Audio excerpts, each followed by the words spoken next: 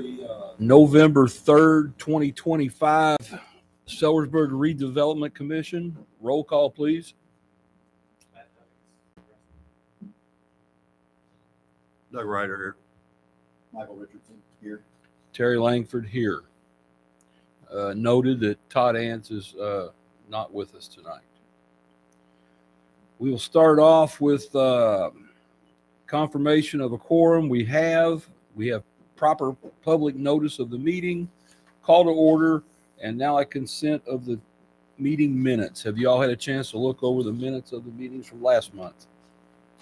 I'd like to make a motion to approve the minutes from September 24th, 2025 as written. I'll second that motion. Any discussion, guys?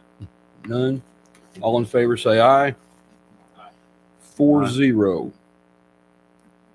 Give us just a minute here to sign these.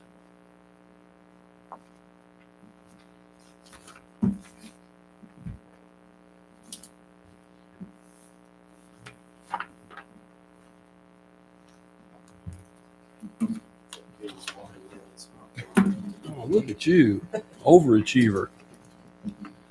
All right, moving forward, fund reports. Nicholas, please. In your packets, we have our standard fund reports. We'll start with our seated professional services balance. I've included that. You'll have it all notated and highlighted up at the top. I didn't do a great job of putting them in the right order for you, Michael, so you're going to have to flip forward a page. I can just tell which one you're on. Spoiled. I know it. There might maybe two of them. So that'll be the appropriation number is 432 220 9432 seated RDC professional services.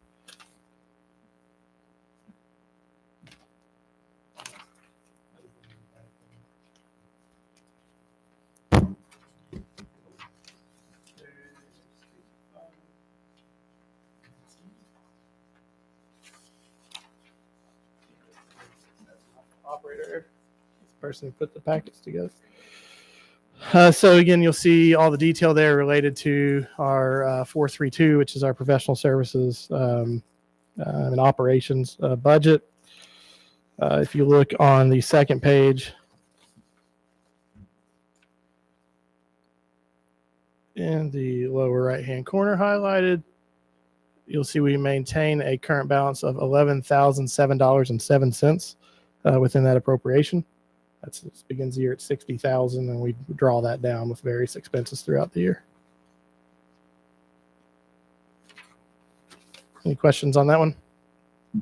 And again, our intent is to try to get as close as possible zeroing that out. We'll get there. Yeah.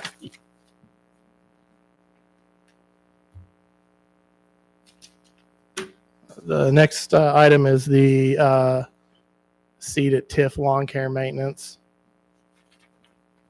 And so that starts out at $10,000. And let me find it over here. And currently, that has a balance of $4,345 in that account. Will we go through the balance of that? There might be some left. We'll probably only have 1 to 2 more mowing invoices. We have one tonight for September. With the weather, the way things are slowing down, maybe some pickup before the end of the year, some cleanup. So I don't know that we'll fully expend it, but we'll get pretty close to it. Does that balance include anything I have in here? No, anything that you have tonight is all evergreens new. All right.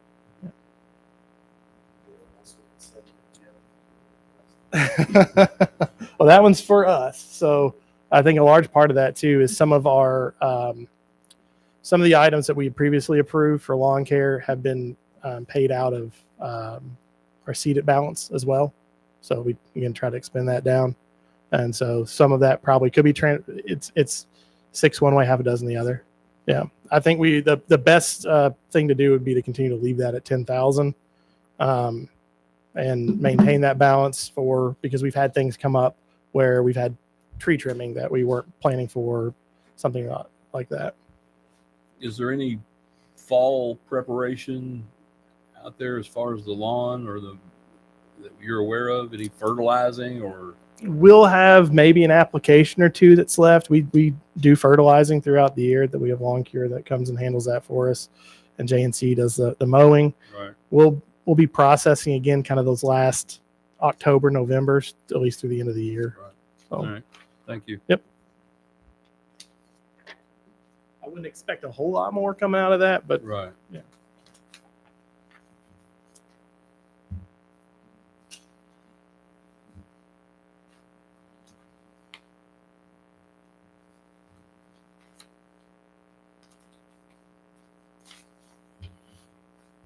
Then we'll move on to our TIF fund balance. Again, this is our balance. This is not the appropriation that we have. This is the amount in the fund.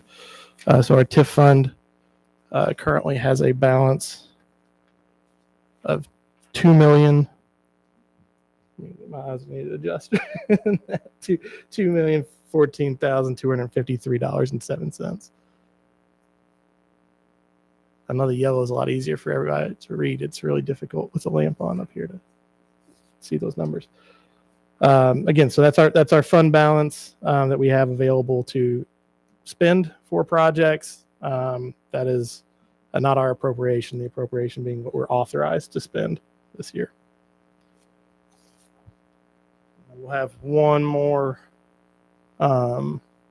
disbursement that's coming. We'll realize that after our December meeting is typically when that'll drop in. Did you ever talk to the auditor about that $16,000? I have not yet, no, but I will. Yeah, that's a good question though. I've not followed up on that. I want to see how the next one comes in too, and then see if there's any more that I need to follow up on. But I will. Thanks for the reminder. Moving forward to the approval of claims. Hold on, you're jumping. Uh-oh. You're I jumping jumped right me. ahead. Yeah, you're jumping me. My fault. So the It next happens. one is going to be the appropriation detail. Let me get that in here, which is 450 TIF expenses. And our appropriation for that was $1 million. Goodness gracious. We currently maintain a balance in that appropriation of $603,754.50.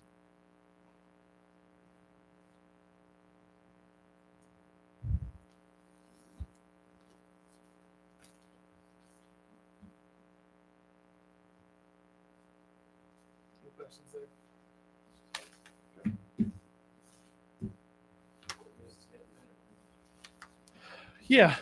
I mean, we've got, and we'll get into this a little bit later when we talk about spending plan, but we've got large capital projects that are on our horizon for the commission, and so having cash on hand is paramount right now to be able to do any project that's outside of that, but also to provide us the coverage that we needed to get that bond, and be able to continue to pay our bills. Now is it okay to move on to It approval is. of claims? Yeah, you absolutely can do that. Get that in there.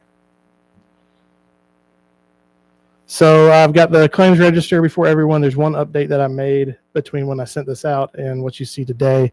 I did add a charge under 450 to TIF for government appraisal services. We do have one of the appraisals complete for 206 North New Albany Street, which is the former elementary school building. So we have completed one of those, waiting the other one, so we can have our 2 appraisals completed for that process. Do we have a time frame on that, Charlie? Anytime. And so you'll see the TIF invoices for $12,934.60. If we want to take these all as one, the seeded fund has a balance due of $8,228.07.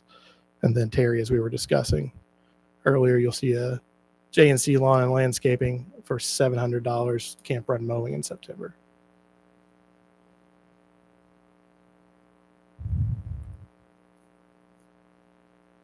Okay, can I get a motion to approve this as written? I make a motion to approve the claims register as written. Do I have a second? I'll second it. Any further discussion? All in favor say aye. Aye. Aye. 4-0, Michelle. Yeah, you go ahead and start. I've already scribbled on mine.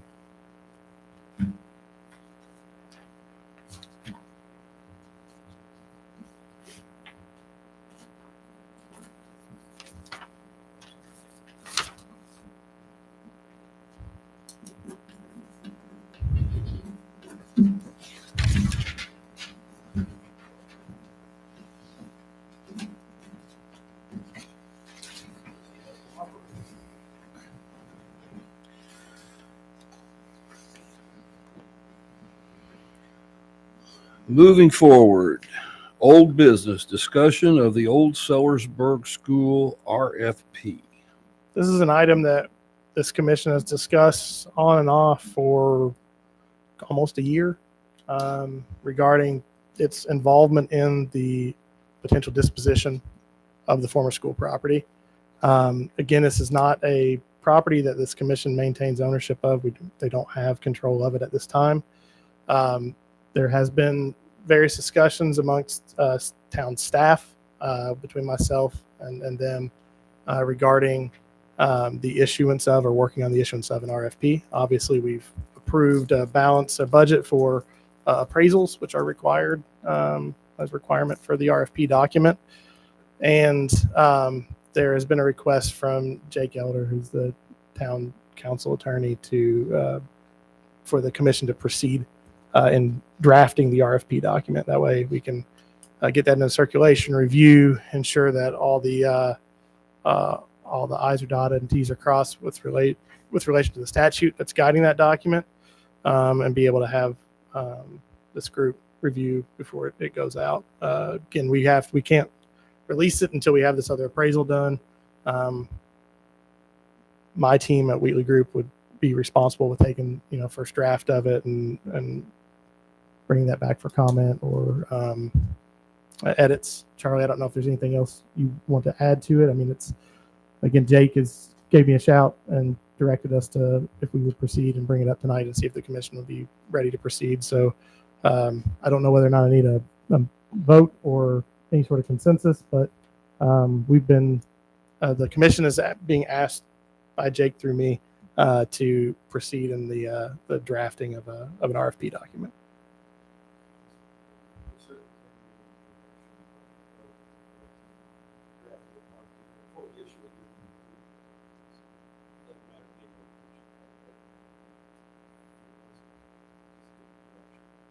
Yeah, I can. I don't need one, but mhm. Yeah.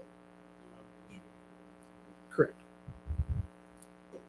So just information tonight. Just information. Yeah, we're going to start crafting a draft document. We'll get it to everybody for review. We'll need to this commission will need to approve it before we release it. We'll need to have another appraisal completed so that we can have the average of the two appraisals in the offering document. But it's going to take us some time to get it drafted into shape and to be able to circulate it for review. Time frame into. I'm sorry. Go ahead. You should have that before next meeting. I'd like to have it before next meeting. Yeah, this is something that I would like to have. A largely final version of. Before the holidays really hit. Time frame the end of the year, possibly. Yeah. I don't see that as an issue from my end. It's just whether or not we've really missed the boat in drafting a document and need to go back and look at it. I don't think we will be. It should be a pretty general document. Okay. And again, should be ready prior to next meeting. I'll get my staff churned up on it and get working. And Justin, you don't need anything from us tonight. Okay.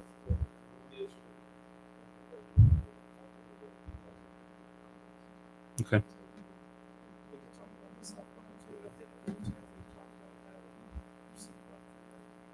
Mhm. Yeah. We'll take a crack at it just based on the general feedback we've had to date, and provide those guardrails, and then determine whether or not we need additional feedback or we've generally got it all summed up. Okay. Yeah. Yeah. No problem. Moving forward, discussion on the SCLC sound barrier project. Some of you may not be familiar with that. This is the potential for a sound deadening wall between Silver Glades and the Silver Creek Logistics Center on 31 there at Butler Road. Several of the neighbors have got some legitimate complaints about some noise and whatnot. Truck horns all time of the night, backup alarms, dropping trailers, employees out in their cars with the bass turned on the radios at 3 o'clock in the morning. Along 31, the Silver Creek Logistical Center. Pepsi and all that's in there. The two modern industrial buildings along 31. That's the Silver Creek Logistics Center. Yeah. Right. They've got a sign and everything. Yeah. So we've had several meetings. Charlie and Brad and myself have sat in on the meetings. We've had John Sees from Fortis, who is the landlord of the property, has been present. We've had several residents from the area present. And Charlie has gone ahead and started doing some investigating into some sound deadening materials, some sound deadening walls. And Charlie, if you will, I'll let you comment on what you have. I've got a couple different products. I talked to John obviously a few times in the recent months about some type of sound deadening system to go along the property line there. With that, basically the conversation was, I think after Councilman Langford, I think Councilman Amos and some of the residents have met with the owners over there. We met with the owners on some stuff. They tried to do some, what I'll say, operational changes on the site. Hasn't really culminated into a lot. Realistically, this project was approved prior to our updated zoning code that we brought in 21. Trying to remember, it was rezoned to industrial back in like 2012 or something. Summit Trucking was originally going to go in there, so it had been rezoned to industrial and sat there for a while, and then NAI Fortis came in like 2016 or something. Yeah, that started in 2014-15 timeframe, with the development agreement approved 15-16, and then construction starting shortly thereafter once site mitigation issues were concluded. So realistically, the project was approved quite a few years ago, but now it's obviously been moving forward. You got a couple buildings out there now. Now they're occupied, and obviously there's some sound type issues related to an industrial zone being right next to a residential zone.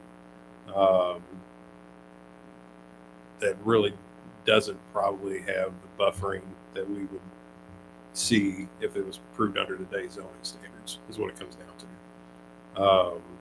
So after working with the property owner about operational changes, things of that nature, not really having a lot of impact, had a conversation with him about some type of sound deadening barrier to go through there.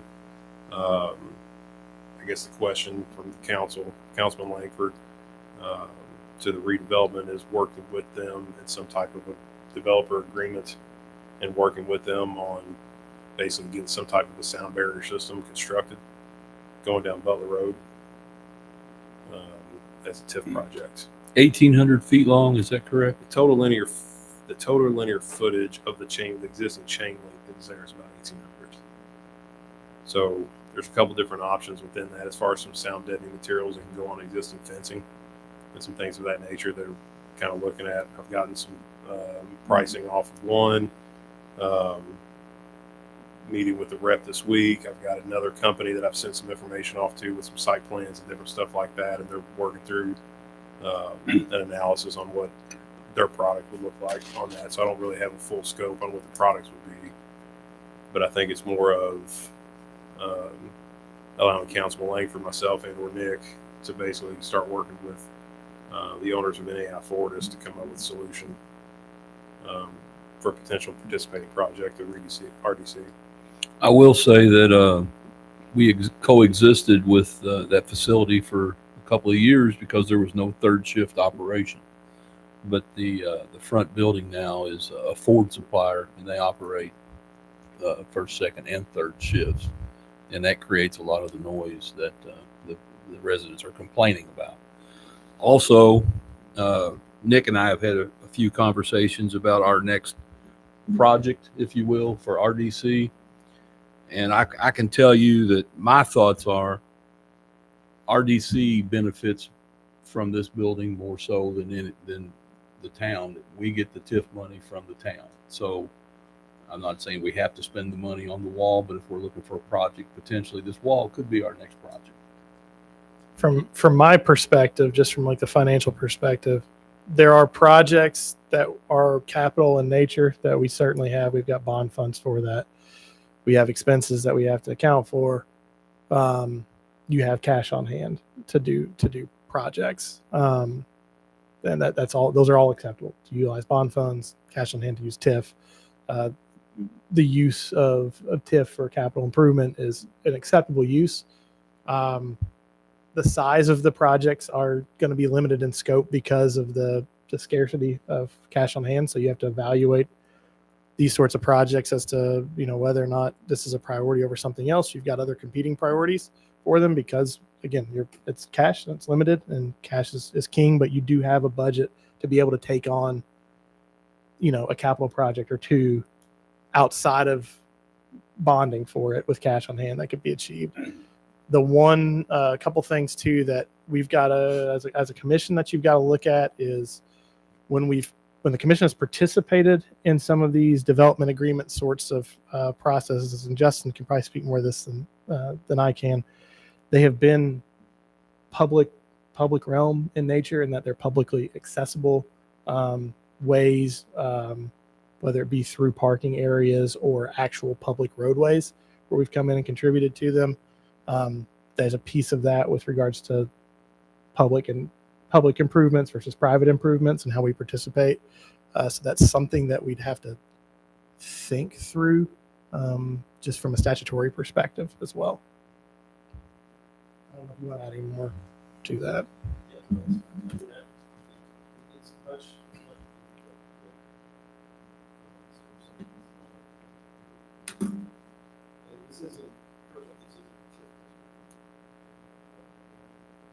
It is. It is. Yeah, it is.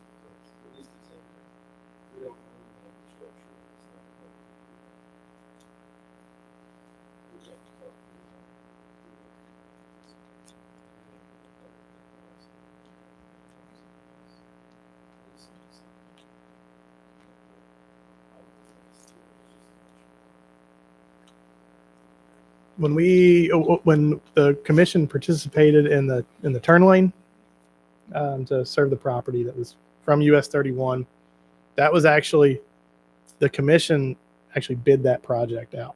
It was funded with commission funds, and then the developer came in and put dollars into escrow.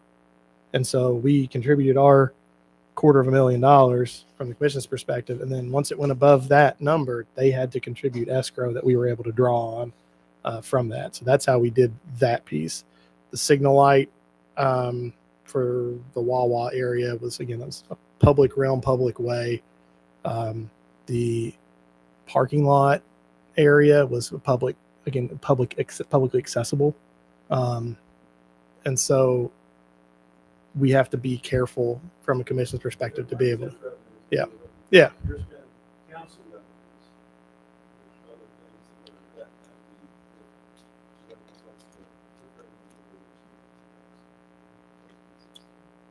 So there's just, if it's something that the commission would like to explore, one, I think Charlie's going to need to gather some additional cost information. We're going to need to talk to NAI Fortis to figure out what they're thinking kind of on a partnership perspective. But then there's also nuance to the legality of it too, from a statutory perspective.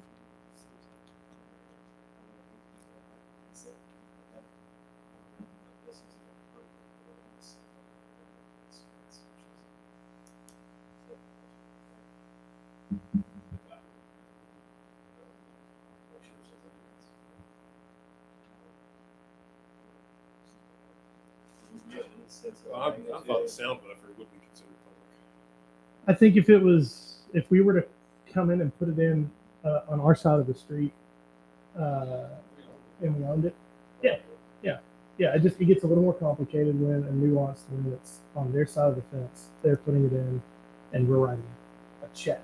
I don't know if it's on their side. Okay. Yeah, I mean Kind of that's thing. again the that's, issue, because what complicates this is Butler Road. Mhm. It's not necessarily It's a private road, isn't it? yes and no. So there was an agreement that was struck with previous councils ago about that, to do the improvements and maintenance of the roadway to allow for access to Lakeside due to the flooding issue on 31.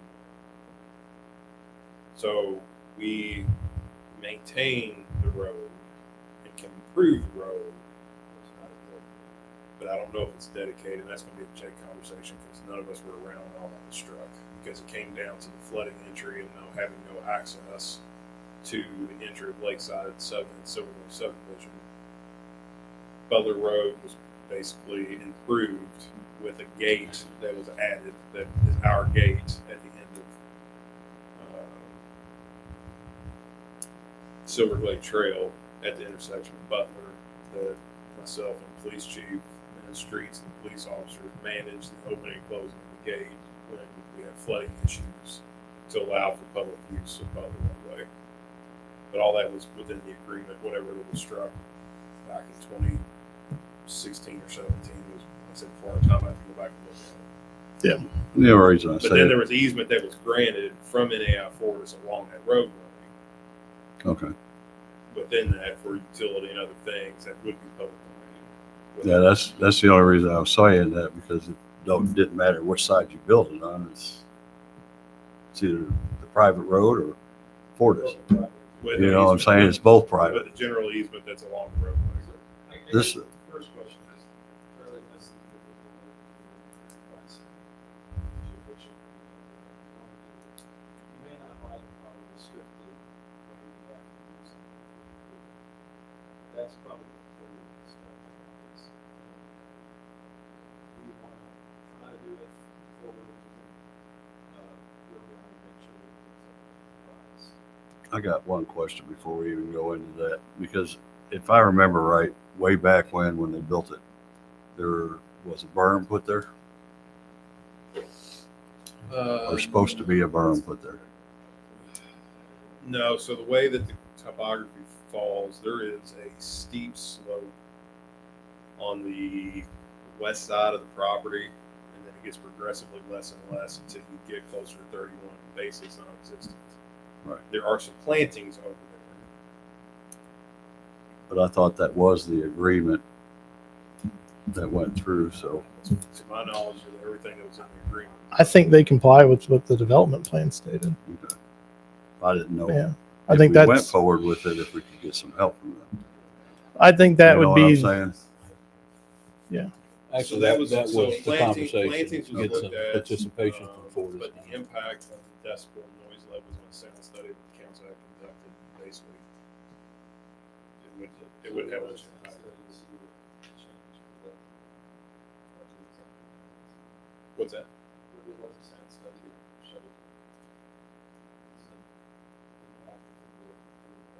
Yes. Well, I didn't have pre. Yeah. For Justin, for us to do something like this, what's the justification on it? I mean, you have to document what we figured out. So is that through a resolution? So, yes, you guys can approve spending as long as it's permissible to spend. To justify the creation of the allocation, it's essentially about 4 cents, but this development.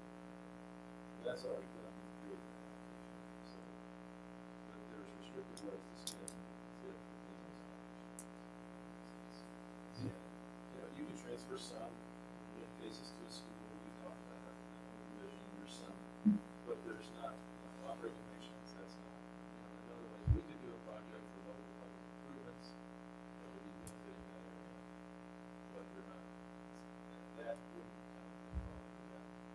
So when you're talking about other, which I really thought, that'd be kind of the other thing, we're talking about leasing something, doing something like that to encourage that investment, or something more creative, which is not a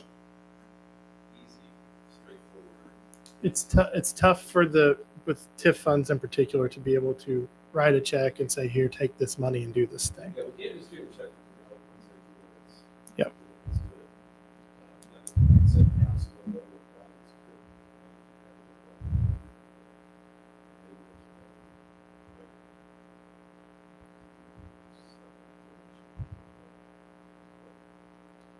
It's a restricted fund. If it's something you want to investigate, I think to Justin's point, we can investigate it and come back with. That's why I was putting Yep. this as if you want to do it, just threshold value, and you Charlie got a little bit of, you want to do this and something worth pursuing, think about it, and we'll come and see how it would.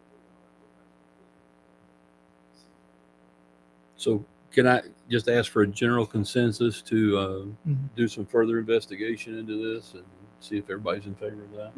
I'm sure. Okay. All right. Like I said, I reached out to them and I've had to provide them a couple different documents. I had to go and get the original site plans pulled and scanned and sent off, and sound study stuff. So I mean, again, I'll follow up with them to find out. I hope to have everything by tonight. Unfortunately, it's taking a little longer to get some of the information lined out on some of these things because I've gotten down the weeds on sound study stuff. It's not as simple as what I'm just. There's reflective issues and Yeah, things we're so used to the world of, hey, design this fix or solution, and this is not one of those situations. having a situation because of the way the ground lays, proximity to the residential, the tall concrete wall basically is now creating a sound tunnel. So again, getting into the reflective versus absorptive barriers, and finding out what's going to be the most effective and model these. Yeah, that's what I was asking. Where we're tied up at. It's just something probably easy to do. Mm-hmm.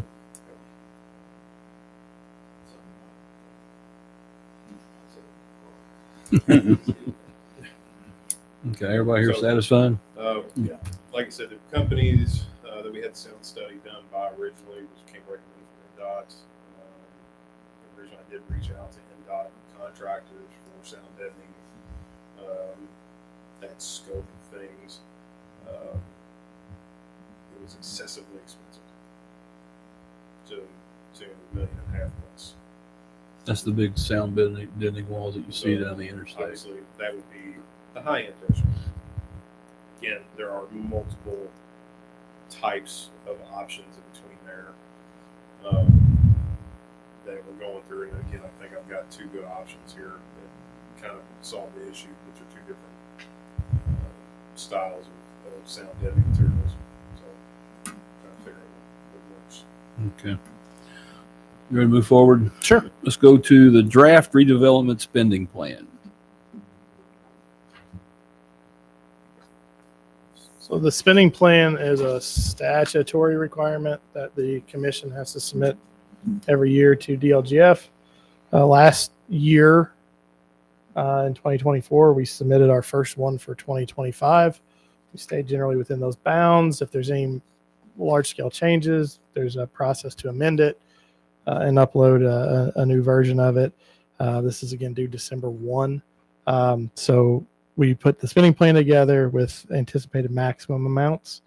And so we've got our total debt payments that we have in there of $1,011,630. That's your bot. And that's your lease bond for the sewer improvement projects. Then your total capital expenditures I have in there as $8,950,000. Where do we get that from? Well, a large majority of that are camp run area sewer improvements, which are the two large projects that the bond funds. So if the intent is to have both of those done next year, then we draw down the available net proceeds for that project. Additionally, I've got just a placeholder in there for camp run solar lights. Again, just a larger placeholder. Apple Leaf Signal, we have 150,000 obligation for that project. We all thought that was something that was going to be drawn upon in 2025. Here we are. So it's a 2026 expense. Again, I've got a large whole number in there for the what I'm calling US 31 area sound barrier improvements, just because I knew we were going to talk about it, and it's an easy thing for me to take in or take out. So that number is, again, a swag guess number. I have no bearing or really educated. That's just a guess at this point. We can always come back and amend that if it's something that this commission chooses to pursue. And then leaving $100,000 in just general utility infrastructure and other capital improvement projects. Moving along to section C, we have professional expenses. This is our legal, accounting, project supervision, engineering, etc. I have a figure in there of $270,000. It's a carryover from last time of having $100,000 in consulting expense. Legal expense of $50,000. That's well in excess of what our agreements state, but in the event that there's any need for special bond counsel or financial counsel or real estate counsel or anything like that to come in, you've got a budget for that or an allowance to spend for that. Financial advisor expense at $20,000. We typically range somewhere between 25 and 5 every year. So again, that's above and beyond, but a maximum amount. Same thing with $100,000 for engineering expense. If that's for anything that would be basically outside of our bond projects that we would look at investigating. So again, whole round numbers. That puts our subtotal for A through C of $10,231,630. Again, largely that is related to our spending of capital funds on the sewer projects. Yep. Again, those are maximum amounts. Yeah, we only have $2 million in our fund, but we've got $8 million in, or $8.4 million in proceeds from the bond, and we know that this $150,000 is going to come out next year. We know that we're probably moving forward with the solar light project towards the end of next year, sort of thing. So we want to make sure we have those budget amounts in there. Again, there's a provision in here within this following statement that's bolded. Basically says this is what we think we're going to do for 2026 in the event that we run into these other instances with unanticipated opportunities, economic development opportunities, philanthropic participation, the expenditure of funds from unanticipated state or federal grants, expenditures. Let me get that in there.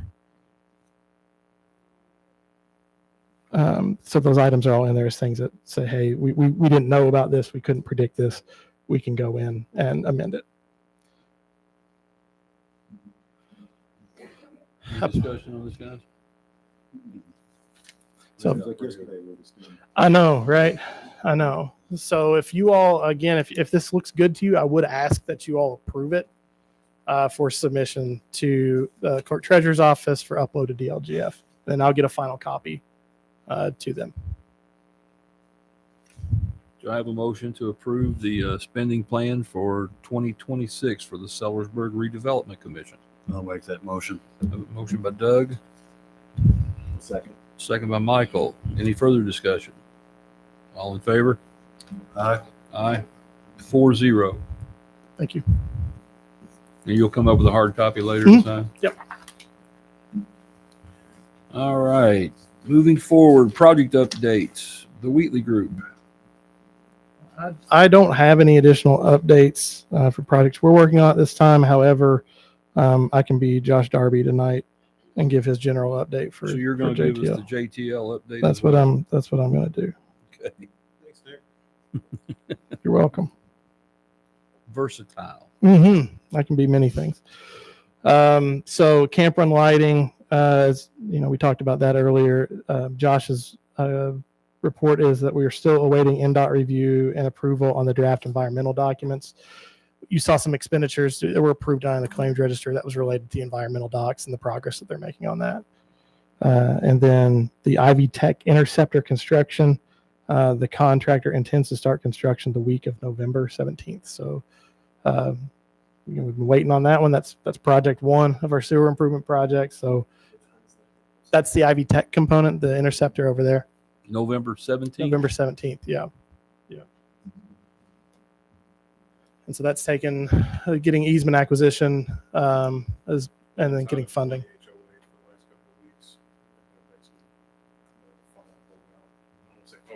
They're waiting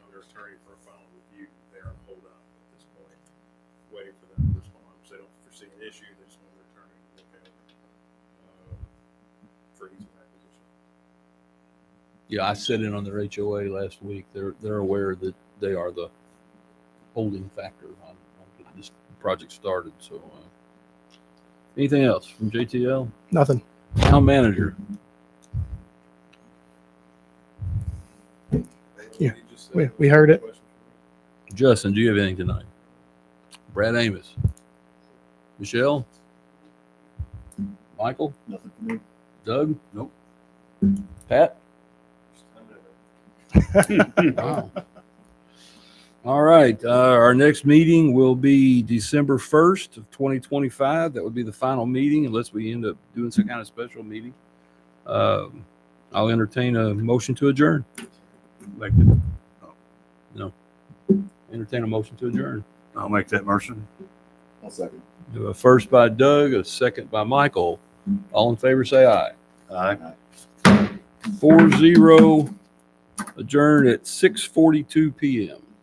So no public comments. If you want to come up and speak to us after the meeting, you're more than welcome to.